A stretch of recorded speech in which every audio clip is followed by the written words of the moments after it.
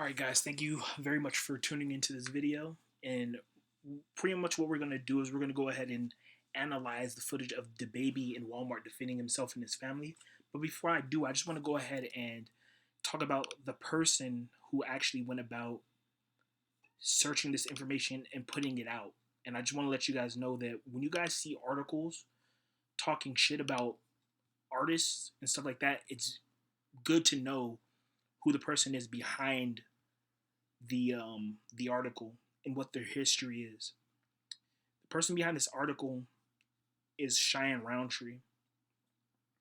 This female has a history of going after black artists and pretty much trying to make them look bad and try to destroy their career. As you can see right here in this headline, she is trying to spin the narrative, and she put the controversial rapper shot and killed Jalen Craig. Dababy swears he acted in self-defense, but never before seen footage raises doubt about his history. This right here is Cheyenne Roundtree with her husband, or I don't know, but that's her, right? Let's go ahead and take a good look at some of her history. This is one of her articles. XXX Tentacion's family says they believe his abusive victim is starting a new doc. Notice her wording, and again, this is her. This is Cheyenne Roundtree. By the way, she has several articles in regards to X, and all of them are labeling him as an abuser. Right here, she's talking about Juice WRLD's drug use. This is also one of her articles. Over here, she's talking about Kanye West. This is again one of her articles. Right here, she's covering Trey Songz. This is another one of her articles. Cheyenne right there. Cheyenne isn't the only black woman that's going around doing these type of things. We have Gayle King, a person who went around saying stuff about Tory Lanez, Kobe Bryant, Michael Jackson, R. Kelly, and the list goes on. These black women have assignments. And here's another one. I forgot her name, but Robin Roberts is her name. She went after Chris Brown. Just know that there's always a narrative to be pushed, and I see a lot of publications hiring black women for the specific reason. And then also, I forgot to even add about Candace Owens as well, because she's like one that works for Fox. But there's also other black journalists that I'm not even going to mention because the list just goes on and on to specifically target black men. And some of those people work for US Magazine or Us Magazine, People, BuzzFeed, Pitchfork, and the list goes on. But let's go ahead and break down this video. So I want to say, starting off, let me just go ahead and skip forward. Starting off, we have no idea exactly what led them to this situation. Now, Dababy, in a previous interview, he stated that he was at Walmart with his kids and his baby's mother, and two guys walked up to him and pretty much pressed him, and they surrounded him, so he defended himself. It's pretty much what he said. Now, in this video, we can't see exactly what led up to them cornering this dude right here, but as you can see, Dababy starts off, and hopefully I have this in slow-mo. Yeah, I have it going half speed. But Dababy starts off by punching this dude Henry Douglas in his shit, as he should. But immediately, when you look, you see this guy right here. He's automatically reaching for his waistband. Now, I don't know who this guy is, but by the way he reacts, I don't know if he knows this dude, or maybe, I don't know. His reaction seemed kind of weird, but then again, the dude pulled out a gun, so. But if you're looking at Dababy, you could see he now sees.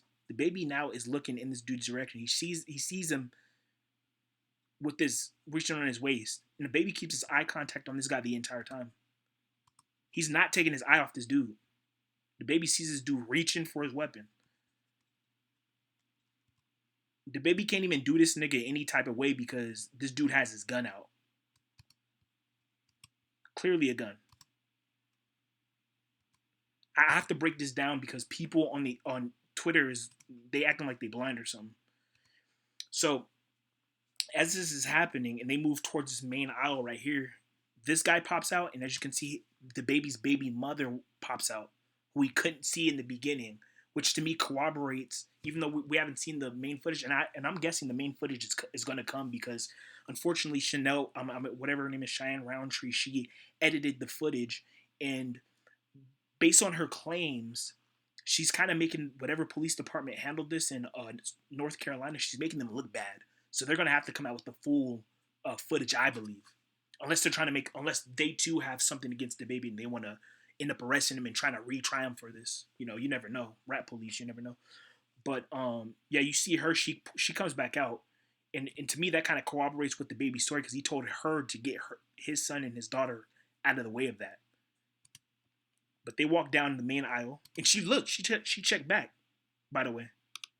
She's looking back over there. So to me, I don't know. So she walks to go check on her baby daddy, right? They're fighting right down the thing, but you can see the baby, he can't even beat this nigga ass like he wants to. He's looking at bro the whole time. He's looking at bro the whole time over this dude's shoulder. And this nigga does not keep his hand off his waist. You could play it like you won't, like people on this internet playing like they won't, like, but you could clearly see this dude's hand is on his waist and it's not moving. And the baby the whole time is shielding. He's shielding dude. He's putting his friend between them two. The whole time he's pivoting with this dude, putting him in between. And look what the baby's mother do. I don't know if people even peep this. The baby's mom hits the dude. And this right here is the final frame that we see before it switches angles. But to me, this right here is where the baby, if you can see his shoulder, he probably has his gun out and he shoots his dude in his side because there's so that the dude gets shot in his side. So that's the final frame. Then you see the baby on your right. He comes in sliding, a little bit disoriented because he don't know if the dude is able to get his weapon out and drawn. But I'm pretty sure by this time, when he looks back, he sees that the dude more than likely is done. It's over with.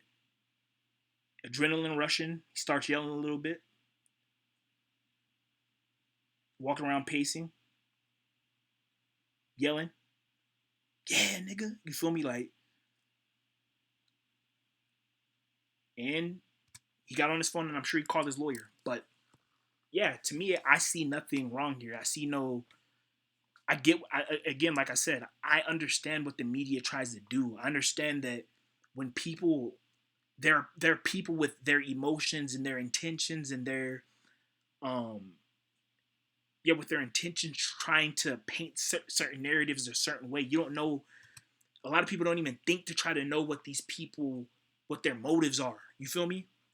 So at the end of the day, just pay close attention to who's writing these articles and where these articles stem from. But at the end of the day, we ain't falling for it at all. That's what this video is for. Make sure you share the video. Like the video. Make sure it gets up on that algorithm. Until then, I'm out. And subscribe too. But until then, I'm out. Straight up.